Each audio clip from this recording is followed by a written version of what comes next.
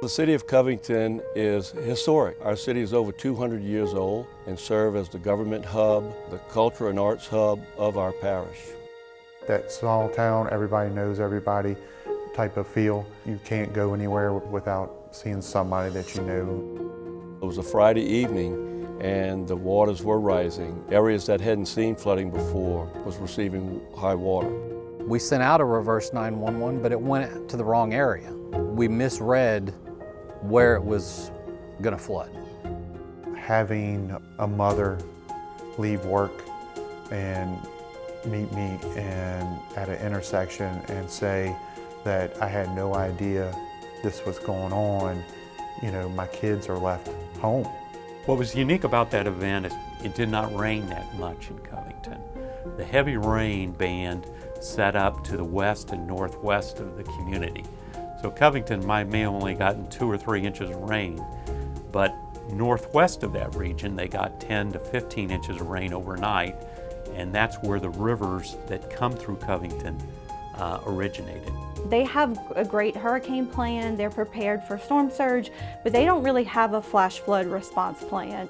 If you have a plan, residents can respond because they know the plan, and also the government agencies can respond quickly to help out those folks in need. Covington's experience with flash flooding in areas that don't have a history of flooding is not unique to our region. The northern Gulf of Mexico has experienced a 27% increase in the number of extreme rain events over the past 60 years, and research indicates this trend will continue. In northwest Florida, we've seen sea level rise about 4 inches over the last 44 years. Extreme rain combined with sea level rise will stress stormwater infrastructure, reducing its ability to drain water away from homes and businesses. These compounding factors mean new areas in the northern Gulf are experiencing flooding.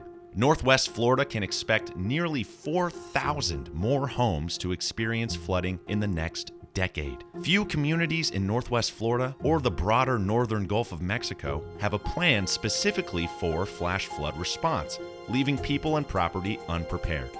Creating a flash flooding response plan, like Covington, is an effective way to prepare and help keep people safe when waters rise.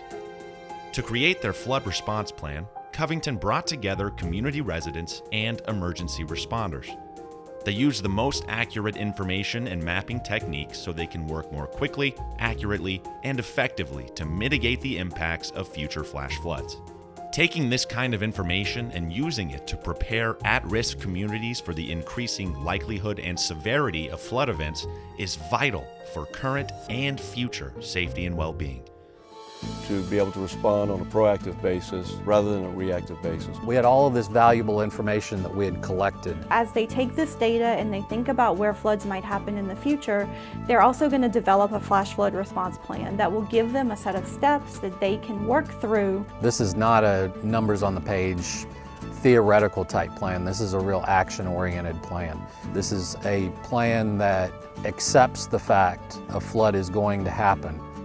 We are using the USGS flood gauge at our Boston Street river crossing of the Bogafly River and its associated flood stages to develop a plan with triggers and actions of how the city is going to deploy resources as the river moves up in flood stage.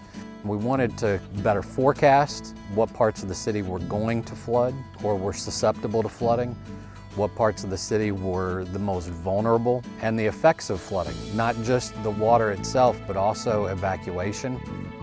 It's incredibly important to really test the plan and see if we've missed anything. Let's run through a scenario. Let's run through every minute detail that we know is going to happen, and is that minute detail, is that covered in the plan? It can also help save lives if they're telling people when to get out and where to go when they leave.